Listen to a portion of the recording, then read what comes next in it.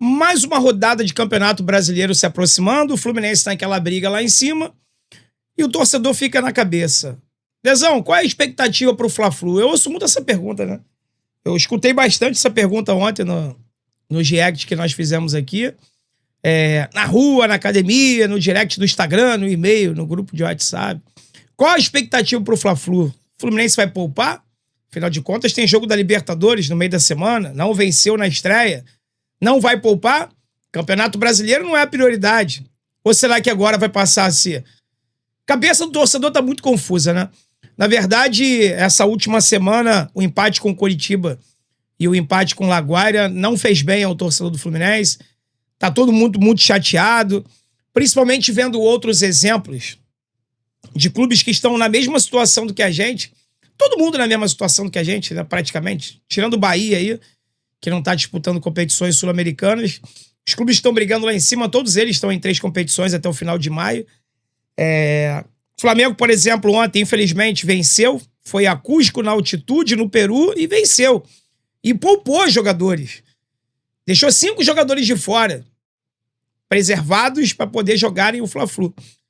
Então, para quem acha que o Flamengo vai jogar contra a gente desgastado, nananina não, tá? Eles vão ter um dia menos de descanso, sim, mas os seus principais jogadores aí foram preservados. E mesmo assim venceram, mesmo na altitude. E tem torcedor que torce pro Fluminense, que defende a ideia de quando for em La Paz, pro Fluminense botar time reserva, porque na altitude não dá pra ganhar mesmo. Cusco ontem era 200 metros só abaixo da altitude de La Paz. Pensar grande, né, rapaziada? Quando for jogar contra o Bolívia em La Paz, força máxima. Tem que jogar. Tem que tentar ganhar o jogo. É difícil, é. Influencia? Influencia. Mas tem que tentar vencer o jogo. Se jogar 3 pontos fora, a classificação vai ficar cada vez mais complicada. Por incrível que pareça, com uma rodada, a gente já pode ter se complicado aí, porque jogamos 2 pontos fora que não eram esperados, né? Mas vamos pensar no Fla-Flu. É aquele jogo imponderável onde tudo pode acontecer. E a pergunta é, vai priorizar, vai poupar, vai botar força máxima? Bom, acho que o GE conseguiu aí alguma informação, fizeram a apuração deles, e estão falando que o Fluminense não vai poupar, não vai preservar, não vai priorizar, por enquanto, competição nenhuma não, tá? A matéria diz o seguinte, Fluminense vai priorizar alguma competição em meio à maratona de jogos? A resposta é não, tá? A ideia é conquistar o máximo de pontos possíveis, colocar o máximo de jogadores possíveis em condições no máximo de jogos possíveis. Mas aí tem uma contradição, né? Porque no jogo contra o Coritiba foram 7 jogadores preservados depois de uma data FIFA. Depois de um jogo ter sido realizado depois da data FIFA. Seria o segundo jogo. Foi o segundo jogo depois da data FIFA. E poupou 7 jogadores. Ou seja, os 7 jogadores que foram preservados, eles não estavam em condições físicas de atuar contra o Coxa? Sendo que ele está vindo um período parado de 10 dias com apenas um jogo realizado? É meio contraditório. Mas vamos lá, vamos ler aqui. Serão 15 jogos no Fluminense num período de 50 dias, tá? Ou seja, um jogo a cada 3 dias. Copa do Brasil, Brasileiro e Libertadores. Em meio à maratona frenética com jogos importantes, o clube não pretende priorizar nenhuma competição. Não haverá prioridade, tá? A ideia da comissão técnica e da diretoria é que o time siga vivo nas 3 competições até a parada para a Copa do Mundo. Além de ser importante no âmbito esportivo, óbvio, né? Disputa de títulos, financeiramente também é muito atrativo, porque são competições que pagam uma grana alta, né? Diante disso, a ideia é que apenas jogadores mais desgastados sejam poupados em eventuais partidas. Mudou? Mudou a ideia. Porque não faz sentido, não tem lógica a gente ter tido 7 jogadores poupados contra o Coritiba. A gente tinha 7 jogadores desgastados depois de um jogo, depois de 10 dias parado. Tomara que seja isso aqui, né? Como foi no jogo... Só que assim, a matéria fala o seguinte. Diante disso, a ideia é que apenas jogadores mais desgastados sejam poupados de eventuais partidas, como foi no jogo contra o Coritiba. Mentira, não faz sentido. O Fluminense não tinha 7 jogadores desgastados contra o Coritiba. Eles resolveram realmente priorizar a Libertadores. Só que quebraram a cara. E devem ter mudado agora a programação, o planejamento. Né? Aí tá alegando aqui que no jogo seguinte, pela Libertadores, todos estavam à disposição. Claro, porque priorizaram a Libertadores. Simples assim. Seguindo, por isso há um criterioso acompanhamento das cargas e dos níveis físicos dos atletas. A tendência é que o máximo de atletas esteja à disposição para o clássico contra o Flamengo, sábado. Mas se houver algum alerta do ponto de vista físico, Zubeldia poupará jogadores. Olha isso, hein? Se tiver algum alerta da fisiologia, da preparação física... Foi dentro dessa filosofia que o Fluminense agiu no mercado de transferências. Optou por contratar jogadores experientes e com condições de manter o nível competitivo para disputar as 3 competições. Para superar as metas desse primeiro semestre, o Fluminense tem que se classificar para as oitavas da Libertadores, para as oitavas da Copa do Brasil e ficar ali entre os 5 primeiros colocados do Brasileirão.